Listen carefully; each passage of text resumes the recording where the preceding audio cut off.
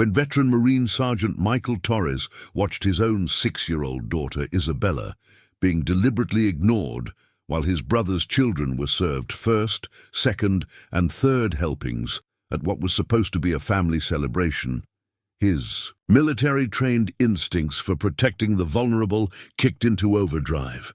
What started as subtle favoritism would escalate into something so cruel and deliberate that Michael would be forced to make a choice that would shatter his family forever, exposing a web of manipulation and emotional abuse that had been hiding behind Sunday dinners and birthday parties for years. The afternoon sun streamed through the large windows of the Rodriguez family home in San Antonio, Texas, casting long shadows across the hardwood floors where children's laughter should have been echoing freely. Instead, an uncomfortable tension hung in the air like smoke from a distant fire, barely perceptible but undeniably present. Michael Torres stood in the doorway of his childhood home, his 6-year-old daughter Isabella's small hand gripped tightly in his calloused palm, watching as his extended family bustled around, preparing for what was supposed to be a joyous occasion. Today marked Isabella's 6th birthday, though you wouldn't know it from the way the celebration was unfolding. The decorations were generic store-bought streamers in primary colors, hastily hung and already drooping from the ceiling fans. The cake sat on the kitchen counter, a simple sheet cake from the grocery store's bakery section with "Happy Birthday" scrawled in basic blue frosting. No name, no personalization, no indication that this was meant for anyone specific. It could have been pulled from any random birthday party, and Michael suspected that was exactly the point. His mother, Elena Rodriguez, bustled around the kitchen with the efficiency of someone who had been hosting family gatherings for 3 decades. At 62, she maintained the authoritative presence that had kept 5 children in line during their turbulent teenage years. Her salt and pepper hair was pulled back in her usual tight bun, and she wore the same floral apron she'd had since. Michael was a boy, but something was different today in the way she moved, in the set of her shoulders, in the careful way she avoided making eye contact with Isabella. Michael's father, Roberto, sat in his recliner in the living room, the same spot he'd occupied for every family gathering since Michael could remember. The 70-year-old retired construction worker's weathered hands gripped his beer with the same intensity he'd once used to handle power tools. But his attention seemed deliberately focused on the television screen showing a soccer match he'd probably seen 3 times already. The real activity centered around Michael's younger brother Carlos and his wife Maria, who had arrived 20 minutes earlier with their twin boys, 8-year-old Diego and Daniel. The twins were mirror images of each other, both with thick black hair that perpetually fell into their eyes and matching superhero t-shirts that looked fresh from the package. They had immediately commandeered the living room, spreading their toys across the floor with the confidence of children who knew they owned whatever space they entered. Michael noticed how differently his family interacted with Carlos's children compared to Isabella. When the twins burst through the front door, Elena had immediately swept them into enthusiastic hugs, exclaiming over how much they'd grown and how handsome they looked. Roberto had muted the television to ask them about school, sports, and their friends, engaging them in the kind of grandfather-grandchild banter that should have been routine for all the grandchildren. Isabella, despite being the birthday girl, had received perfunctory kisses on the cheek and polite but distant inquiries about school. The contrast was subtle enough that most people might have missed it, but Michael's military training had taught him to observe behavioral patterns and social dynamics with the precision of a reconnaissance mission. He'd spent 4 tours overseas, learning to read situations where the wrong assessment could mean life or death, and those skills had followed him home. As Isabella tugged on his hand, wanting to show him something she'd drawn for the party, Michael watched his brother Carlos, holding court near the kitchen island. At 34, Carlos had inherited their father's stocky build, but none of his work ethic. He managed a small electronics store that perpetually seemed to be struggling, though he always had money for new clothes, expensive dinners, and the kind of lifestyle that suggested financial success. His wife Maria, a thin woman with nervous energy and a habit of touching her jewelry when she spoke, worked as a dental hygienist, but seemed to defer to Carlos in all family matters. The twins had already begun their familiar routine of dominating the attention in the room. Diego was showing off his latest video game achievements to anyone within earshot, while Daniel performed elaborate martial arts moves he'd learned from YouTube videos. Both boys had the kind of confidence that came from never being told no, never being corrected, and never having to compete for adult attention. Isabella, meanwhile, stood quietly beside Michael, still clutching the drawing she'd wanted to share. She was a beautiful child, with her mother's delicate features and Michael's dark eyes, but there was something in her posture today that reminded him uncomfortably of new recruits during their first week of basic training, a combination of hope and resignation that came from wanting to belong somewhere you weren't entirely welcome. Michael's ex-wife Carmen had dropped Isabella off an hour earlier with a kiss and a promise to pick her up after dinner. Carmen had remarried 2 years ago and moved to the other side of San Antonio with her new husband, a successful lawyer who treated Isabella with polite kindness but obvious emotional distance. The custody arrangement meant Isabella spent alternating weekends with Michael, and he cherished every moment. But days like today reminded him how complicated family dynamics had become since the divorce.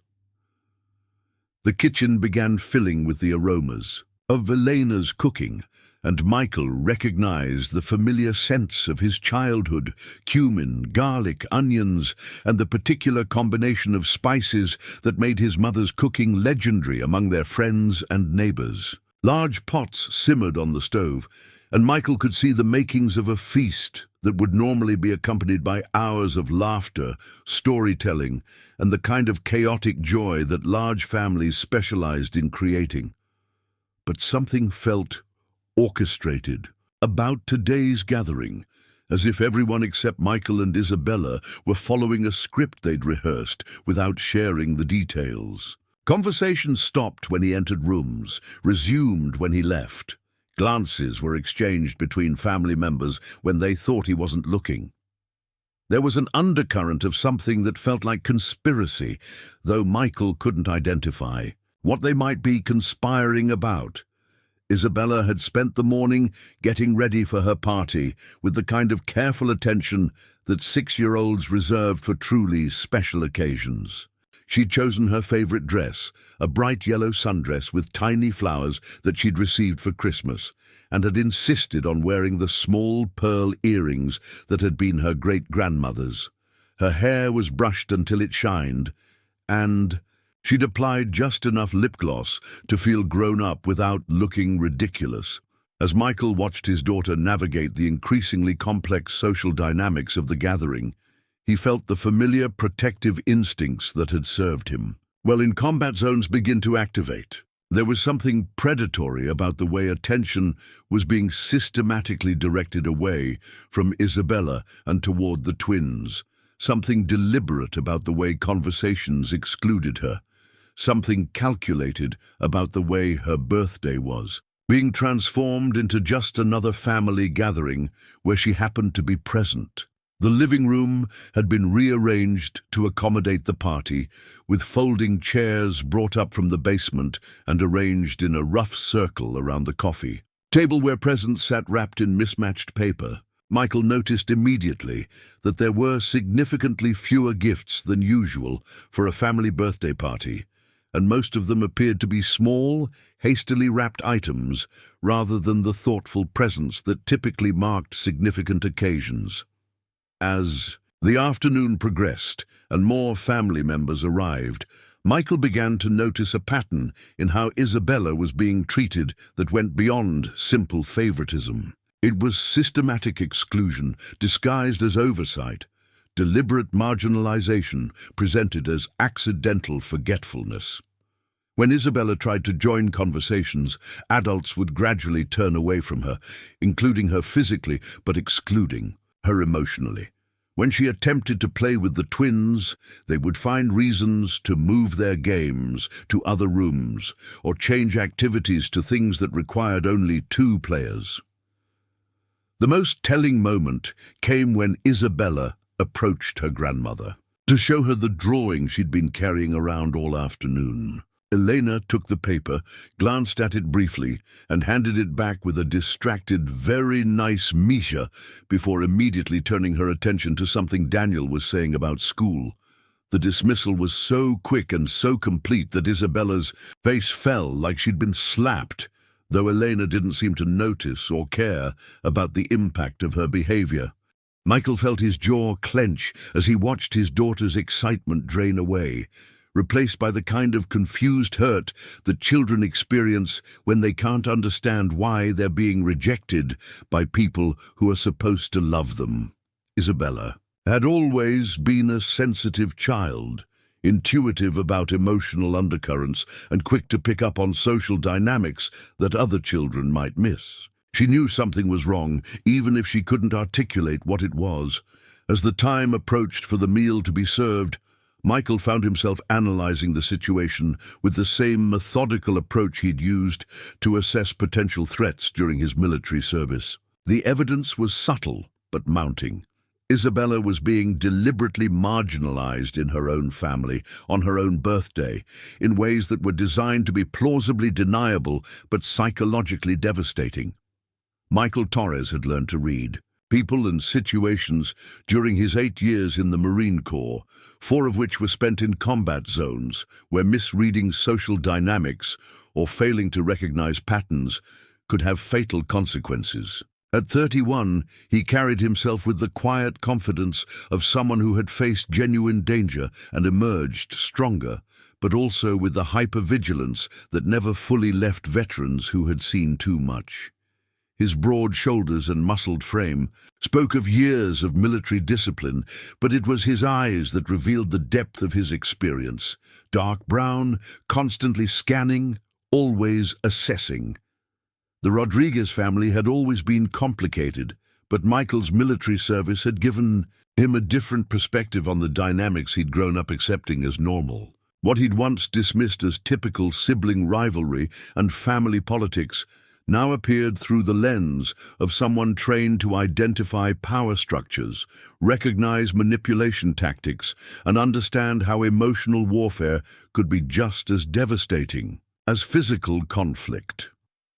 Growing up as the eldest of 5 children in a working-class Mexican-American family in San Antonio, Michael had learned early that attention and resources were finite commodities that had to be fought for or strategically negotiated.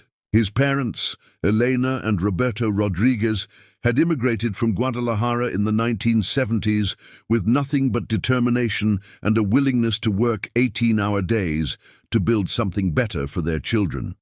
They'd succeeded in many ways, owning their own home, sending all 5 children through high school, and establishing themselves as respected members of their community. But success hadn't eliminated the scarcity mindset that had driven them for decades. Elena still clipped coupons religiously. Roberto still repaired everything himself rather than hiring professionals. And both parents maintained the kind of emotional reserve that came from years of focusing on survival rather than emotional expression. Love in the Rodriguez household was demonstrated through sacrifice and hard work, rather than verbal affirmation or physical affection. Michael had enlisted in the Marines immediately after high school, partly out of patriotic duty, but mostly to escape the suffocating expectations and limited opportunities that seemed to define his neighborhood. The military had given him structure, purpose, and most importantly, a broader perspective on what family relationships could and should look like. He'd served alongside men and women from every conceivable background, and he'd learned that dysfunction wasn't inevitable, that respect didn't have to be earned through competition, and that love didn't have to be rationed. His 3 tours in Afghanistan and 1 in Iraq had changed him in ways that his family struggled to understand. He'd returned home with a Purple Heart from an IED explosion that had killed 2 of his closest friends, and with the kind of psychological wounds that weren't visible but affected every aspect of his daily life. The hypervigilance, the difficulty, sleeping, the way he automatically positioned himself with his back to walls and his eyes on exits. These were the prices he'd paid for his service, and they were prices his family seemed to view as personal choices rather than combat-related. Injuries. The transition back to civilian life had been brutal. The corporate sales job he'd taken with a military contractor paid well, but felt meaningless after years of missions where success or failure could determine whether people lived or died. His marriage to Carmen had deteriorated under the weight of his PTSD and her inability to understand why he couldn't just get over his wartime experiences. The divorce had been acrimonious, complicated by custody battles and financial disputes that had left both of them emotionally and financially drained. Isabella had been 3 when the divorce was finalized, old enough to understand that her parents were no longer living together, but young enough to maintain hope that the situation might somehow be temporary. Michael had fought hard for joint custody, not just because he loved his daughter desperately, but because he'd seen too many veteran fathers lose connection with their children after divorce. Isabella was his anchor to civilian life, his motivation for continuing therapy, and his reminder that despite everything he'd seen and done, there was still pure goodness in the world. Working now as a security consultant for local businesses, Michael had found a career that utilized his military skills while allowing him the flexibility to be present for Isabella's important moments. He'd learned to manage his PTSD through counseling, medication, and the kind of disciplined self-care routines that the military had taught him. He wasn't the same man who had enlisted at 18, but he was proud of the person he'd become through adversity. His relationship with his extended family had grown increasingly strained since his return from overseas. They seemed to expect him to simply slot back into the role he'd played before enlisting, the responsible eldest son who mediated conflicts and helped maintain family harmony. But military service had given him a zero-tolerance policy for manipulation, game-playing, and the kind of emotional abuse that families often inflicted on each other under the guise of tradition or humor. Carlos, 5 years younger than Michael, had taken a completely different path through life. Where Michael had sought adventure and challenge through military service, Carlos had remained in San Antonio, working a series of retail jobs before eventually managing the electronics store. He'd married Maria during Michael's second deployment, and the twins had been born while Michael was overseas for his final tour. By the time Michael returned home permanently, Carlos had established himself as the family favorite, the son who stayed close, who provided grandchildren on schedule, and who never challenged his parents' expectations or authority. The favoritism wasn't subtle. Carlos received financial help when his business struggled, free babysitting whenever he and Maria wanted date nights, and the kind of unconditional support that Michael had never experienced. When Michael had returned from combat with visible injuries and invisible trauma, his requests for understanding and emotional support had been met with suggestions that he toughen up and stop dwelling on the past.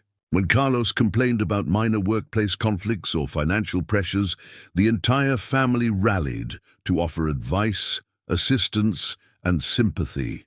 The twins, Diego and Daniel, had been spoiled from birth in ways that Michael found deeply concerning. They were never told no, never required to share, and never held accountable for behavior that would have resulted in swift punishment for previous generations of Rodriguez children. Elena and Roberto seemed to believe that indulging their grandchildren was a way of making up for the strict discipline they'd imposed on their own children. But Michael recognized the pattern as a recipe for creating entitled, emotionally immature adults. Isabella, despite being their biological granddaughter, had never received the same level of attention or indulgence. Part of this was due to the custody arrangement that limited her time with the extended family. But Michael suspected there were deeper issues at play. Isabella was a reminder of Michael's failed marriage, his struggles with readjustment, and the ways that military service had changed him into someone his family no longer fully recognized or understood.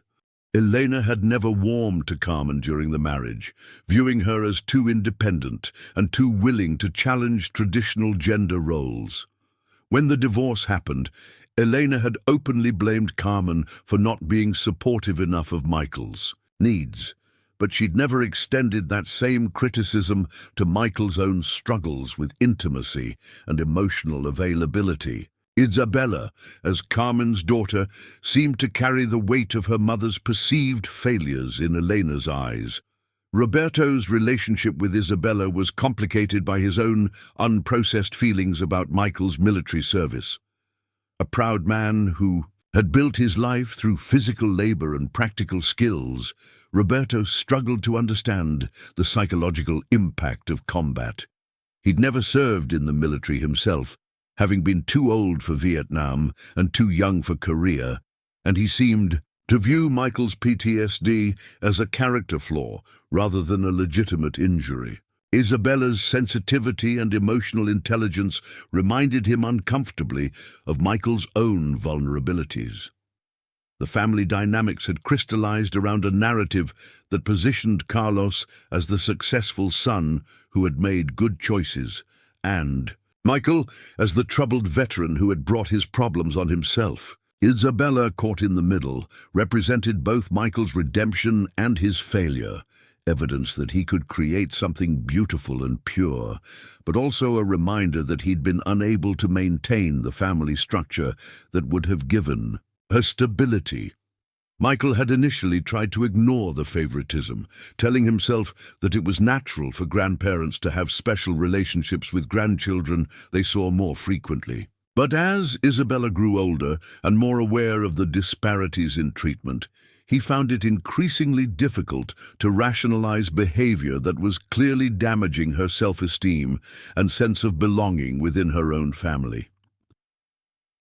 Today's birthday party represented a culmination of years of subtle slights and deliberate exclusions. Isabella had been looking forward to this celebration for weeks, talking about it every time she spoke with Elena on the phone, drawing pictures of the cake she hoped to have, and practicing the songs she wanted to sing. Michael had assumed that his family understood the importance of making Isabella feel special and loved on her birthday, but the evidence suggested they had other priorities. As he stood in his childhood home, watching his daughter navigate an increasingly hostile social environment, Michael felt the familiar surge of protective instincts that had kept him alive in combat zones. The difference was that this time, the threat wasn't coming from enemy combatants, it was coming from his own family, and the target wasn't him, but the most precious person in his world.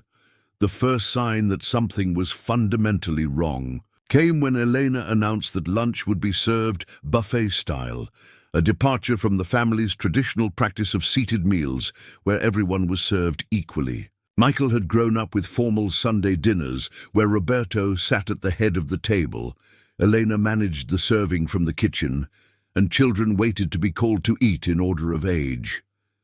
The buffet announcement seemed innocent enough, a practical solution for feeding a group of different ages with varying appetites and preferences. Isabella perked up at the mention of food, having eaten only a small breakfast in her excitement about the party. She'd been too nervous and anticipatory to eat much earlier, and now her stomach was audibly growling. Michael noticed her unconsciously placing her hand over her midsection, a gesture he recognized from his own childhood when hunger had been a frequent companion during his parents' financially lean years. The irony wasn't lost on him that his daughter was experiencing the same physical discomfort he'd known growing up, but now in a context where abundance was clearly available. "Let's get the birthday girl fed," Michael said cheerfully, taking Isabella's hand and moving toward the kitchen where Eleanor was arranging serving spoons and plates on the counter. The spread was impressive by any standard. Eleanor had outdone herself with traditional Mexican dishes that filled the kitchen with rich, complex aromas. There was carnitas that had been slow cooking since early morning, Spanish rice that had achieved the perfect balance of moisture and flavor, refried beans topped with fresh cheese, flour tortillas still warm from the comal, and a fresh salsa, verde, that provided bright color and acidic contrast to the heavier dishes. Isabella's eyes widened at the sight of so much delicious food, and she unconsciously licked her lips in anticipation. She'd always loved her grandmother's cooking, often asking Michael to recreate Elena's recipes at home with limited success. Today's meal represented not just sustenance, but a connection to her cultural heritage and family traditions that she treasured despite the complicated dynamics surrounding them. "Abuela, everything smells so good," Isabella said softly, approaching Elena with the cautious optimism that had become her default mode during family gatherings. "Can I help carry anything to the table?"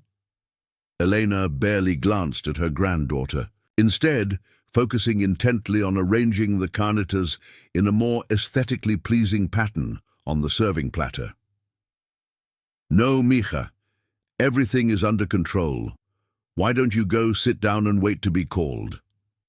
The dismissal was gentle but unmistakable, and Michael watched Isabella's shoulders sag slightly as she processed yet another subtle rejection.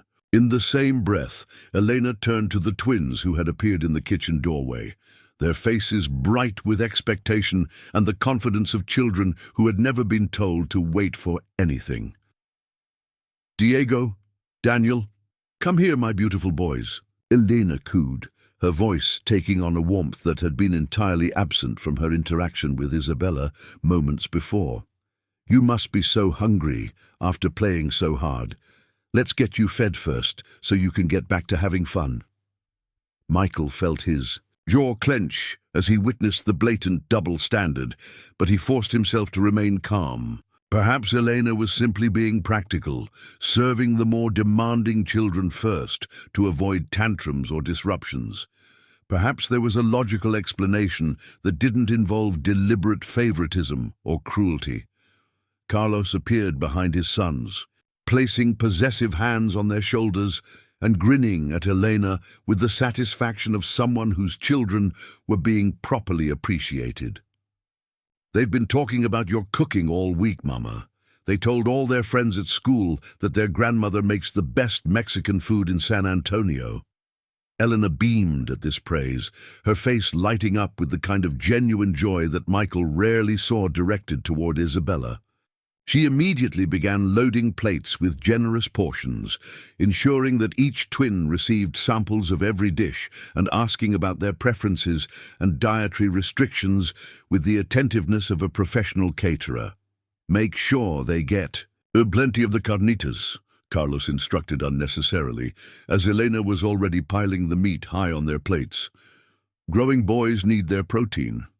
Isabella watched this interaction from her position near the kitchen table, her small hands folded in her lap and her expression carefully neutral.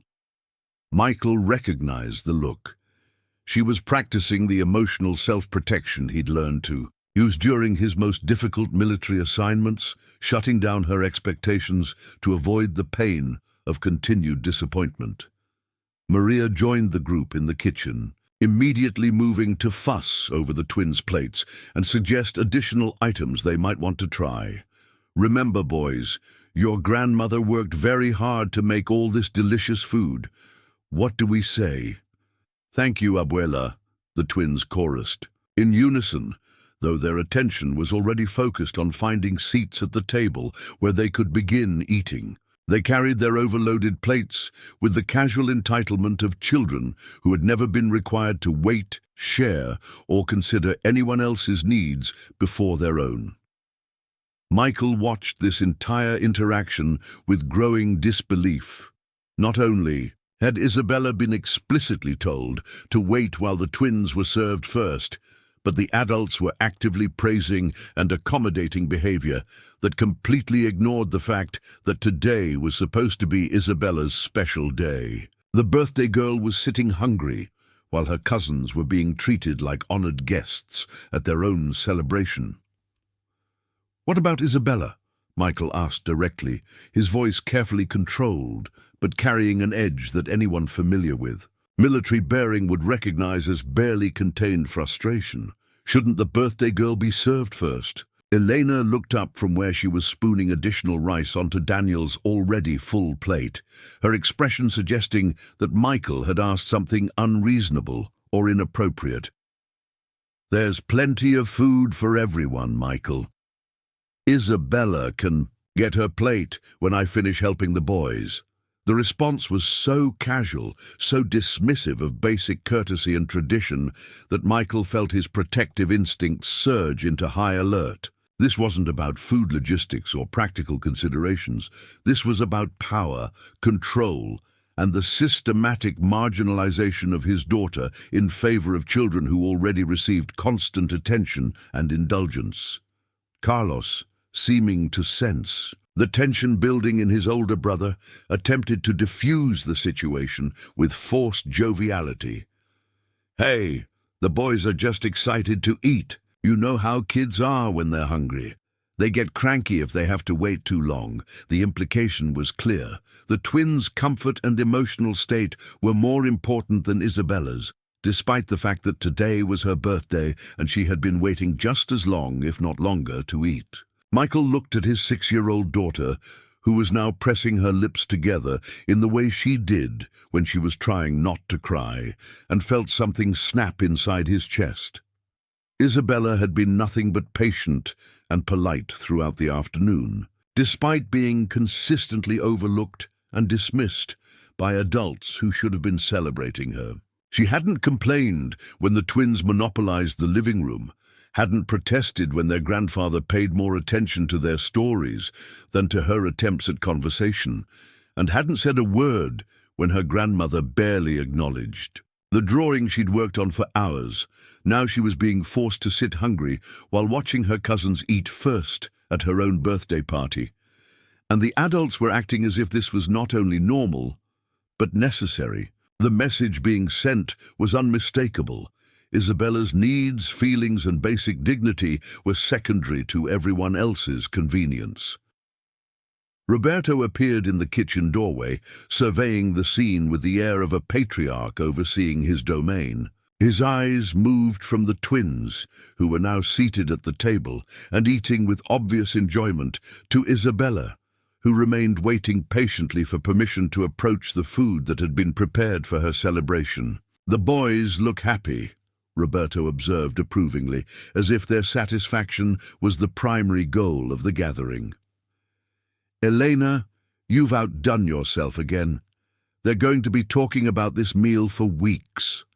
Michael noticed that his father didn't mention Isabella at all, despite the fact that she was sitting right there, clearly hungry and waiting to be acknowledged. The omission felt deliberate, part of the systematic pattern of exclusion that had been building throughout the afternoon. Elena glowed under Roberto's praise, immediately beginning to prepare second helpings for the twins who had barely made a dent in their original portions. "They're such good eaters," she said fondly. "It makes me so happy to see children who appreciate good food."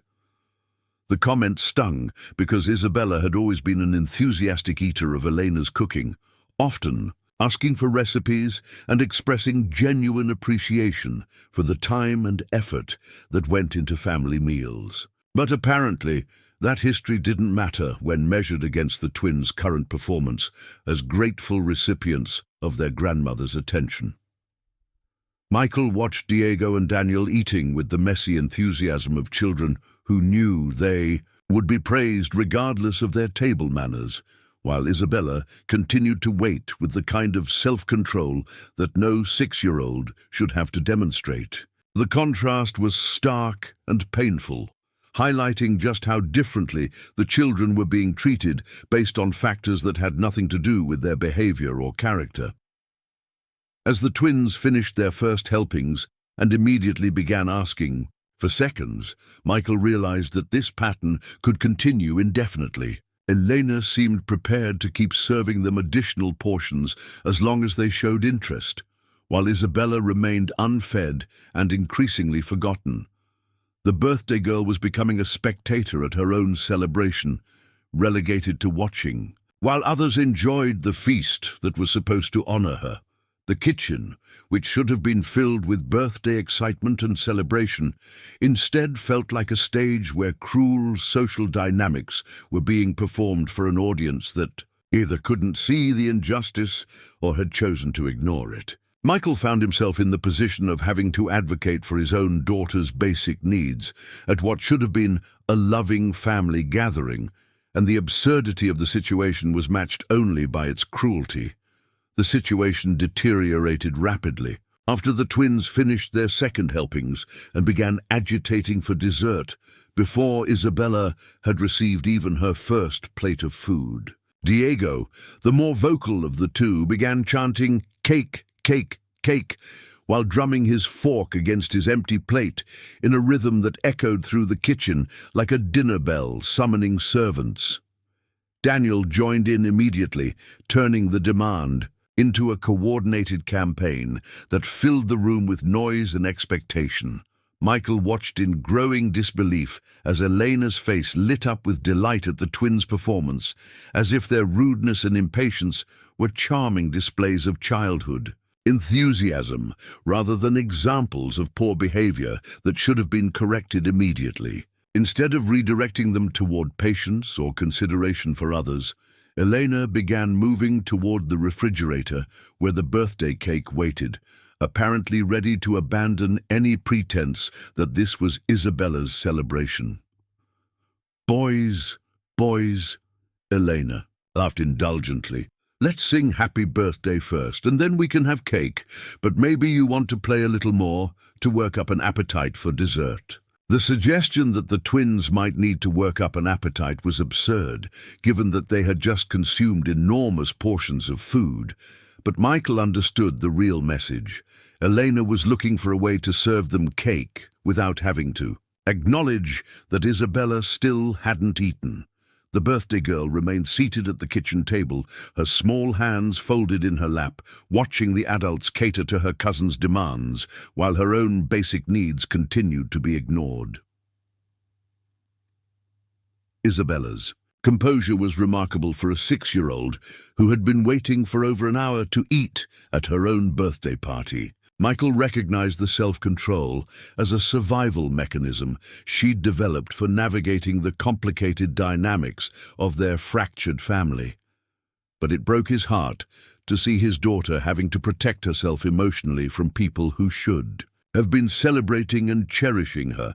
Carlos, emboldened by his son's successful manipulation of their grandmother, decided to push the situation even further. "You know, Mama, maybe we should do the cake and presents now while the boys are still excited.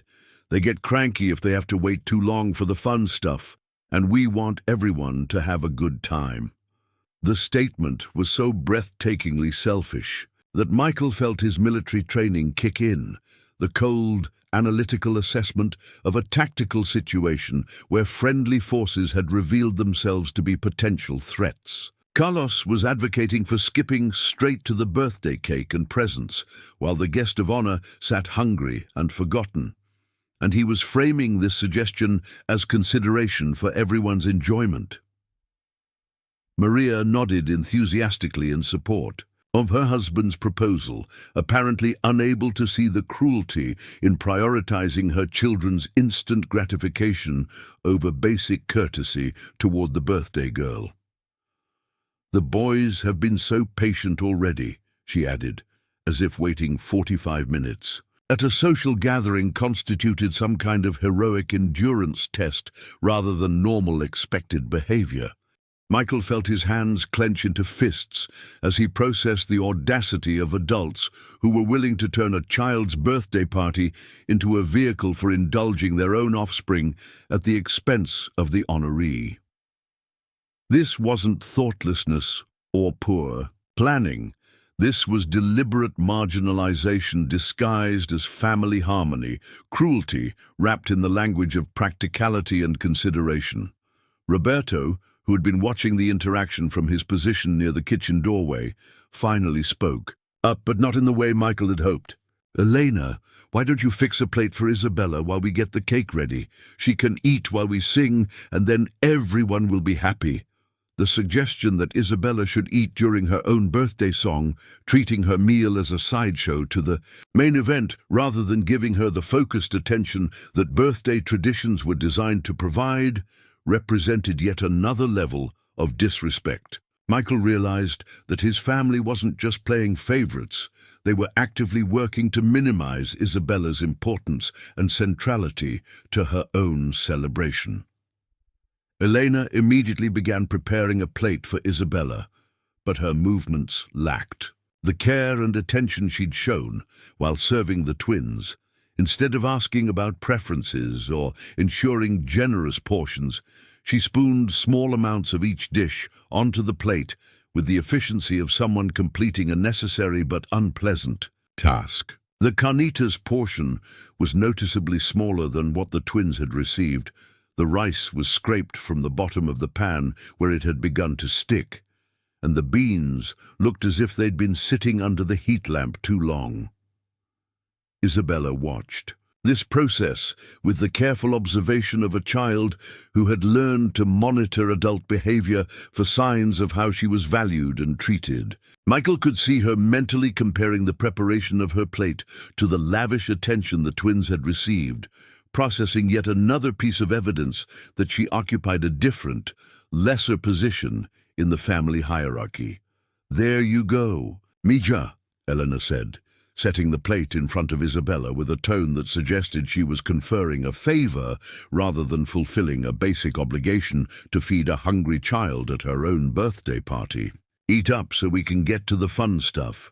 The phrase "fun stuff" stung because it implied that Isabella's actual birthday dinner was not part of the celebration, but rather an obstacle to be overcome before the real party could begin. Michael watched his daughter pick up her fork and begin eating with the mechanical movements of someone who was hungry but no longer excited about the food that had smelled so appealing earlier.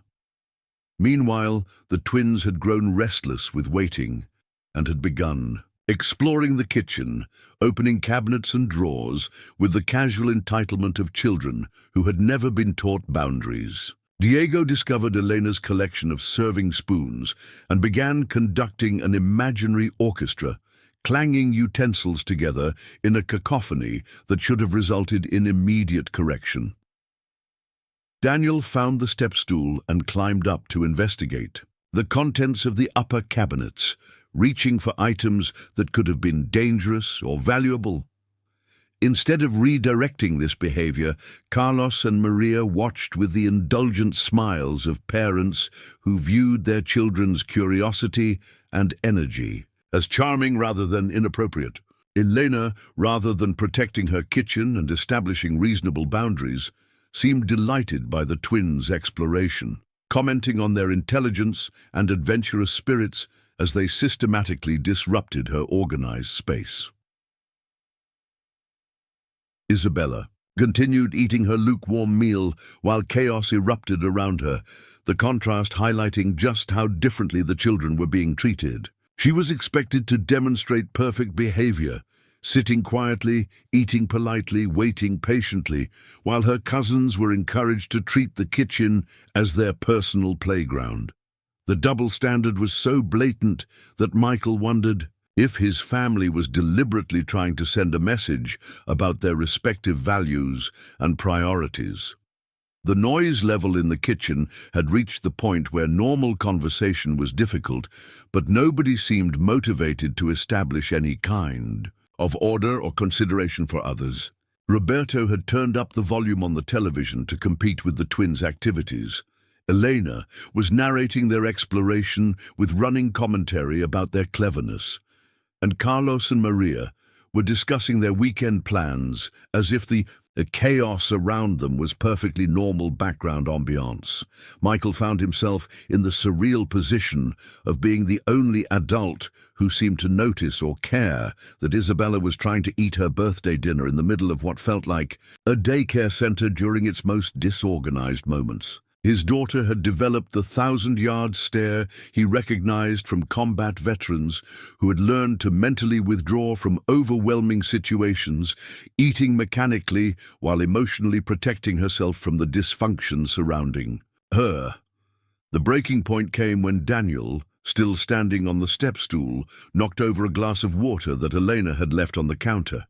The water spread across the surface and began dripping onto the floor, creating a genuine safety hazard in a kitchen where multiple people were moving around. Michael expected this incident to finally prompt some adult supervision and boundary setting, but instead it became another opportunity to demonstrate how differently the children were valued. "Oh, honey, accidents happen," Maria cooed, rushing to clean up the mess while reassuring Daniel that he wasn't in trouble. "You were just exploring and learning about your environment. That's what smart children do." Elena immediately joined in the cleanup efforts, assuring Daniel that the glass was old and not important, and that she was proud of him for being so curious and adventurous. The incident that should have resulted in gentle correction and a lesson about being careful in other people's homes instead became a celebration of the child's initiative and intelligence. Michael glanced at Isabella, who had stopped eating to watch this interaction with the analytical attention of someone trying to understand the rules of a game where she was clearly playing by different standards. He could practically see her processing the lesson that when the twins caused problems, they received comfort and praise, while her own careful, considerate behavior earned her nothing but continued invisibility. The contrast became even more stark when Isabella accidentally dropped a small piece of carnitas on the floor while trying to navigate around the ongoing cleanup activities. Elena immediately noticed and pointed it out with a sharp tone that hadn't been present during the twins' much more disruptive behavior. "Isabella, be more careful with your food," Elena said crisply. "We don't want to make more messes when we're already cleaning up." The reprimand was mild by any reasonable standard, but in the context of the twins' recent behavior and the adults' responses, it felt like a slap. Isabella's small infraction, dropping a piece of food while trying to accommodate the chaos around her, was treated as a problem requiring correction, while Daniel's destruction of property had been celebrated as a sign of intelligence and curiosity. Michael watched his daughter's face crumple slightly before she quickly composed herself, apologizing quietly and carefully, picking up the dropped food. The emotional resilience she was demonstrating was admirable but heartbreaking, evidence of a child who had learned to expect different treatment and had developed coping mechanisms for navigating adult inconsistency and favoritism. As Isabella finished her hurried meal in the midst of continued chaos, Michael realized that they had crossed a line from simple favoritism into something approaching emotional abuse. His daughter was being systematically taught that her needs were less important, her behavior was held to higher standards, and her presence was less valued than her cousins. The birthday party had become a masterclass in family dysfunction, and Isabella was receiving an education in her own relative worthlessness that would stay with her for years to come. Michael stood in the kitchen doorway, his military training warring with his deep-seated respect for family hierarchy, and his ingrained reluctance to cause confrontation in spaces where Isabella would witness adult conflict. Every fiber of his being as a Marine screamed that he should intervene immediately, establish order, and protect the vulnerable member of the unit who was under attack. But his identity as a son, raised in a traditional Mexican-American household where challenging parental authority was considered disrespectful and potentially damaging to family unity, held him back from taking decisive action. The internal conflict felt familiar in the worst possible way, reminiscent of the impossible choices he'd faced in combat zones, where every option carried significant risks and unintended consequences. During his tours overseas, Michael had learned to navigate situations where the right tactical decision might conflict with diplomatic considerations, where protecting civilians might require actions that violated rules of engagement, where survival sometimes demanded choices that haunted you long after the immediate danger had passed. Now he found himself in a similar psychological battlefield, watching his daughter suffer emotional damage while trying to calculate the long-term costs of various intervention strategies. If he confronted his family directly about their treatment of Isabella, he risked creating a scene that would traumatize her further and potentially result in their being excluded from future family gatherings. If he remained silent, he was essentially endorsing the continuation of behavior that was clearly damaging her self-esteem and sense of belonging. The military had taught him that leadership sometimes required making unpopular decisions for the greater good, that protecting your people was more important than maintaining harmony with unreliable allies, and that failing to act in the face of injustice made you complicit in the harm being done. But civilian life was more complicated than military operations, especially when the hostile forces were family members who claimed to love the person they were hurting. Michael's relationship with his parents had always been complicated by his position as the eldest child and his role as the family's overachiever who was expected to set an example for his younger siblings. Elena and Roberto had invested enormous pride in his military service, displaying his medals and commendations prominently in their living room and introducing him to friends and neighbors as "our son the Marine." But they seemed unable to understand that the same qualities that had made him a successful soldier, his intolerance for injustice, his protective instincts, and his unwillingness to accept explanations that didn't match observable reality, also made him less willing to tolerate family dysfunction in silence. The generational and cultural dynamics added another layer of complexity to his decision-making process. Traditional Mexican family structures emphasized respect for elders, deference to parental authority, and the importance of maintaining family unity even when individual members were treated unfairly. Challenging these dynamics openly could be interpreted as rejecting his cultural heritage and disrespecting the sacrifices his parents had made to build their family's place in American society. But Michael's military experience had also exposed him to different models of leadership and family structure, showing him that respect could be mutual rather than hierarchical, that authority should be earned through competent and ethical behavior rather than demanded based on position alone, and that protecting the vulnerable was a moral imperative that transcended cultural expectations or family politics.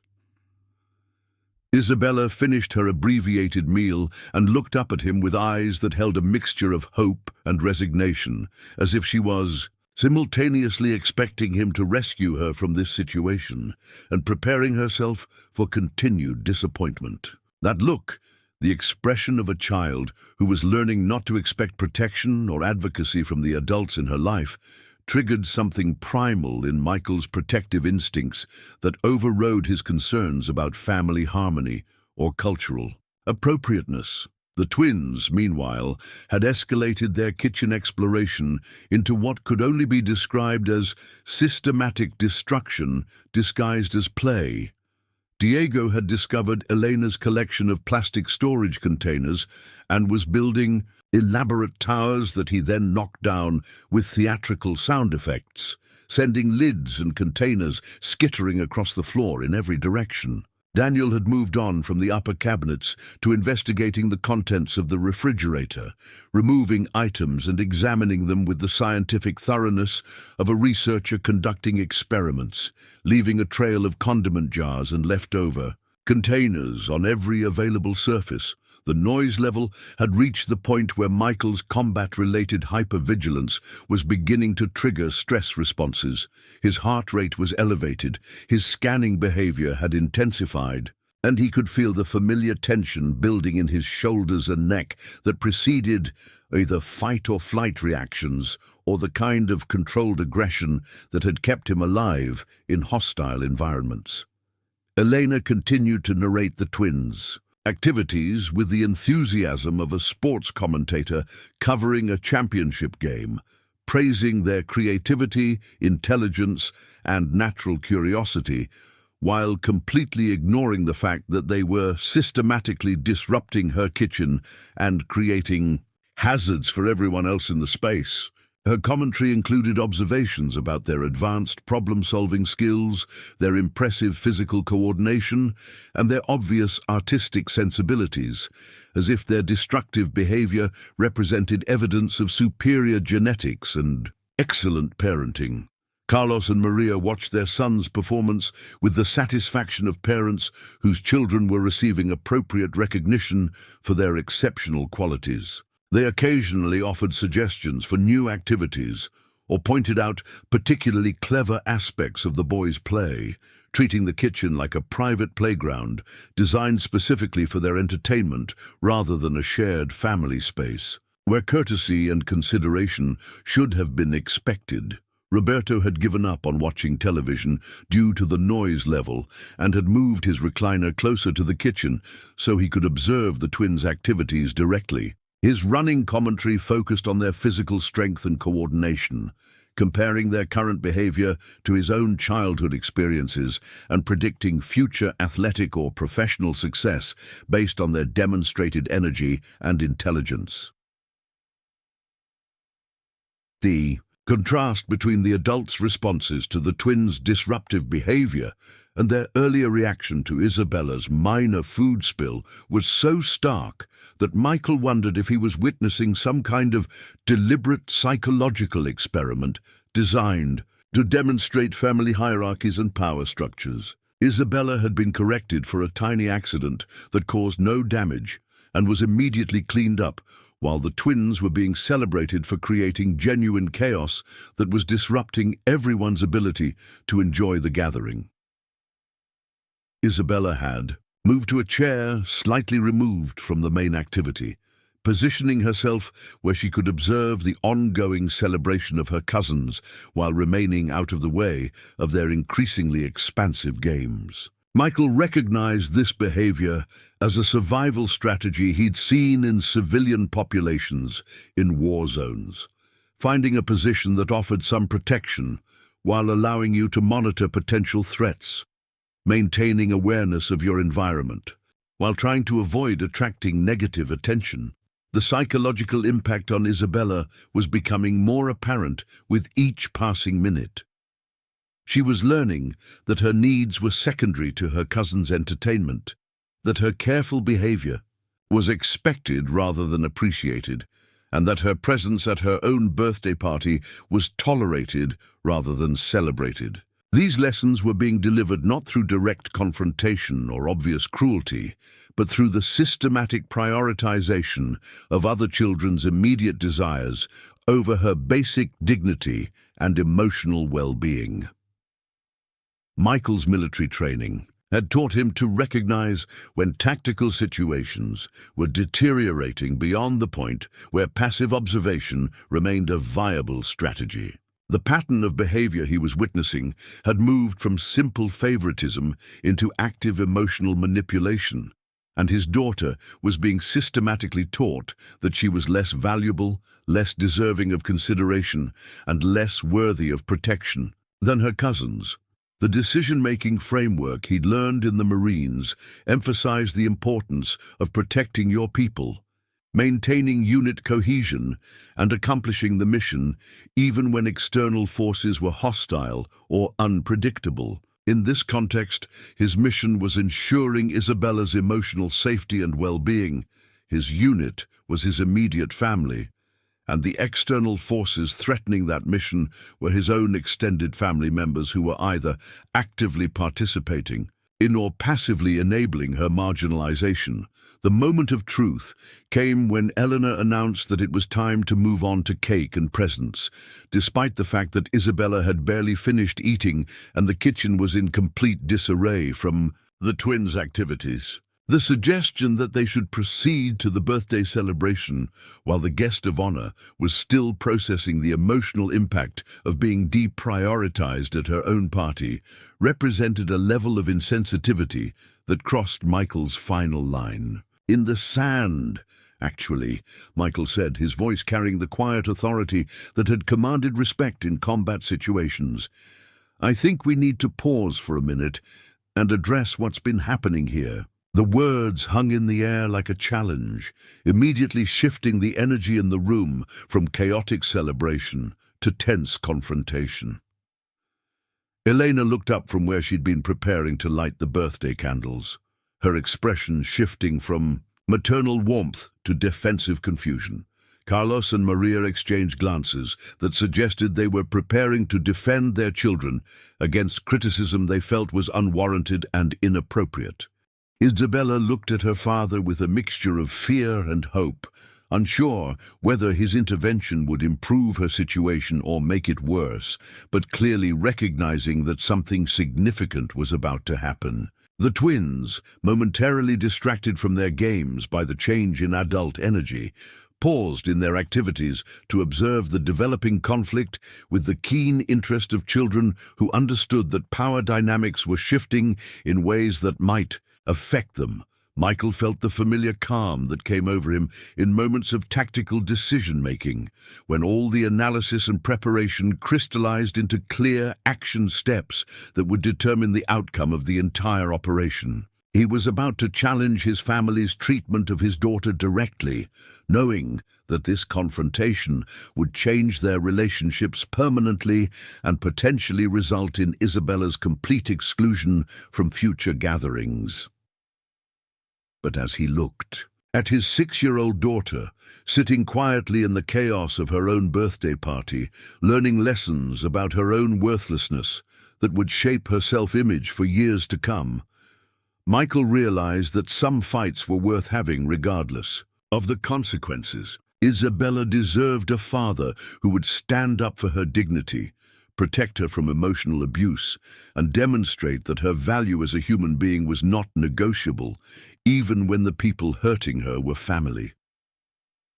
Michael's voice cut through the kitchen chaos with the precision of someone accustomed to commanding attention in life or death situations. "Everyone needs to stop what they're doing and listen to me for a minute," he said, his tone carrying enough authority that even the twins paused their destructive play to look at him with wide, uncertain eyes.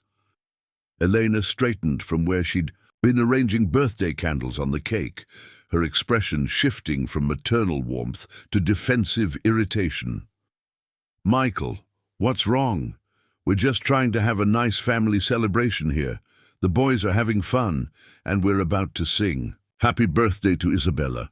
The casual dismissal of his concerns, combined with the continued reference to the twins' enjoyment as the primary consideration, triggered something in Michael that went beyond paternal protectiveness into the realm of moral outrage. He'd seen this pattern before in military leadership failures, the prioritization of comfortable lies over difficult truths, the willingness to sacrifice the vulnerable to maintain the status quo, the refusal to acknowledge problems that required uncomfortable solutions. "This isn't a celebration for Isabella," Michael said flatly, his voice carrying the kind of calm certainty that made arguing feel futile. This is a performance where she's being used as an excuse for everyone else to feel good about themselves while treating her like she doesn't matter. The words hit the room like a concussion grenade, creating a moment of stunned silence that was immediately followed by defensive responses from multiple directions. Carlos stepped forward with the aggressive posture of someone whose authority was being challenged, while Maria moved protectively toward the twins, as if Michael posed some kind of physical threat to her children. "That's ridiculous," Carlos snapped, his voice carrying the righteous indignation of someone who had never been forced to examine his own behavior critically. "We're all here for Isabella's birthday. The boys were just excited about the party, and Mom was making sure everyone got fed. You're making this into something it's not." Michael looked directly at his brother, seeing him clearly for perhaps the first time since returning from overseas.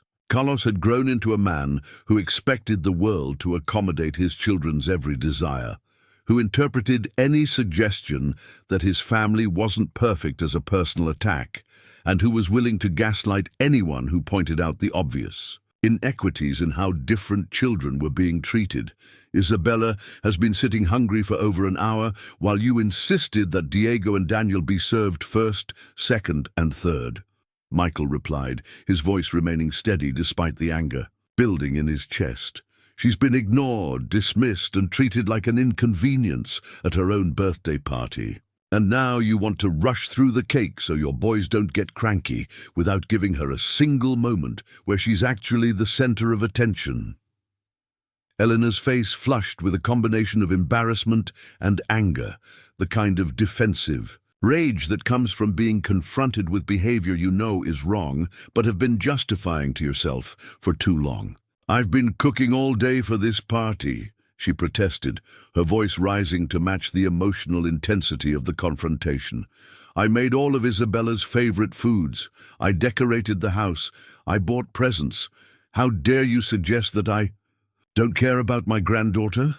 The response revealed everything Michael needed to know about his mother's mindset.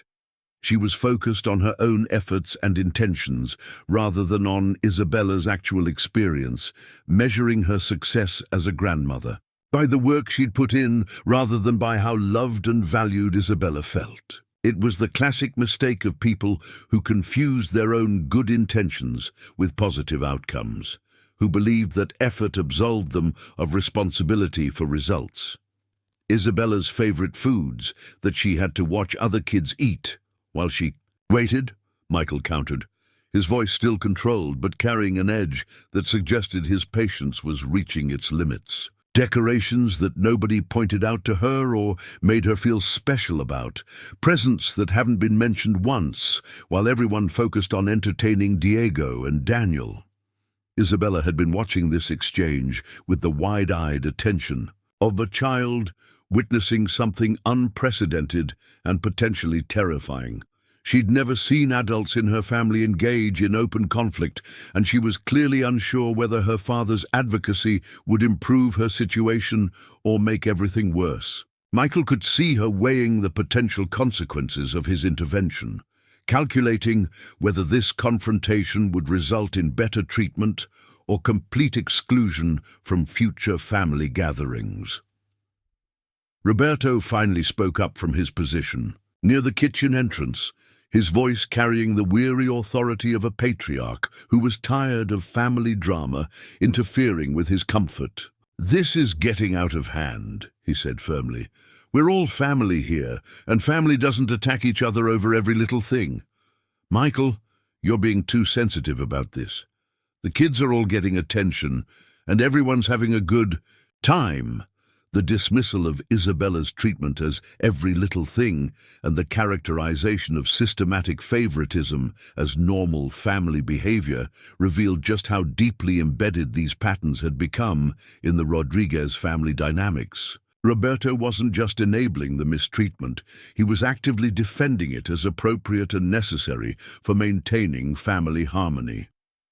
Michael felt the cold clarity that had served him well in combat situations, the ability to see through emotional manipulation and propaganda to the tactical reality underneath. His family wasn't interested in treating Isabella fairly or acknowledging their own behavior patterns.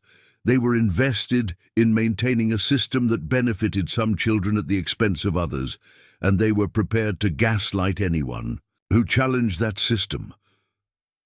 "Dad," Michael said, his voice carrying the respectful tone he'd been taught to use with authority figures while still maintaining his position. "Isabella is 6 years old, and it's her birthday. She shouldn't have to compete with her cousins for basic consideration at her own party. She shouldn't have to watch other kids eat while she waits hungry. She shouldn't have to be grateful for scraps of attention while her cousins get celebrated, for behavior that would get her corrected." The specificity of his observations made them harder to dismiss or reframe, and Michael could see his family struggling to find responses that didn't require them to acknowledge the validity of his concerns. Elena began cleaning the already clean counter with aggressive efficiency. Carlos crossed his arms and stared at the ceiling as if the conversation was beneath his attention, and Maria whispered something to the twins that sent them scurrying toward the living room. Isabella remained frozen in her chair, clearly understanding that this confrontation was about her, but unsure what role she was supposed to play in the adult conflict swirling around her. Michael realized that continuing this argument in front of her was potentially as traumatic as the original mistreatment, but he also knew that backing down now would send the message that her dignity was negotiable when family pressure became intense. "You know what?" Michael said, making a decision that felt like crossing a bridge and burning it behind him. "We're leaving. Isabella deserves better than this, and I'm not going to stand here and watch her learn that she has to accept being treated as less important than other children." The announcement created immediate chaos as everyone began talking at once. Elena protested that he was overreacting and ruining the party. Carlos accused him of being dramatic and ungrateful. Maria insisted that the twins hadn't done anything wrong, and Roberto demanded that he sit down and stop making a scene. Through all the adult voices raised in anger and justification, Isabella's small voice cut through the noise with devastating clarity. "Daddy, did I do something wrong?" The question stopped everyone cold, revealing the true impact of the day's events on the person who should have been celebrating. Isabella wasn't asking whether the adults had behaved badly or whether the situation was unfair. She was wondering if she had somehow caused the conflict by existing, by having needs, by expecting to matter at her own birthday party. Michael knelt down beside his daughter's chair, blocking out the continued protests from his family and focusing entirely on her worried face. "No, baby," he said gently but firmly. "You didn't do anything wrong. You were perfect today, patient and polite and kind, even when other people weren't being kind to you. This isn't about anything you did." Isabella nodded solemnly, processing this information with the gravity of someone much older than 6. "Are we really leaving?" she asked, and Michael could hear both disappointment and relief in her voice. "We're going to go have our own celebration," Michael told her, standing up and taking her hand. "Just you and me, where you're the most important person in the room and nobody has to wait to make sure you're happy." As they moved toward the door, Michael's family made various attempts to salvage the situation without actually acknowledging their behavior or promising to change it. Elena offered to pack up leftover food. Carlos suggested they could start over and do the cake properly, and Roberto insisted that Michael was making a mistake that would damage family relationships permanently. Michael paused at the front door, looking back at the people who had raised him and helped shape his understanding of family loyalty and obligation. "Isabella will always be welcome in this house when she's treated with the same respect and consideration you showed Diego and Daniel," he said calmly.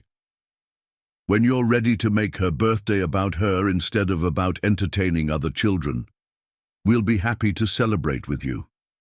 The drive home was quiet, with Isabella processing the day's events and Michael working through his own emotions about burning bridges with his extended family.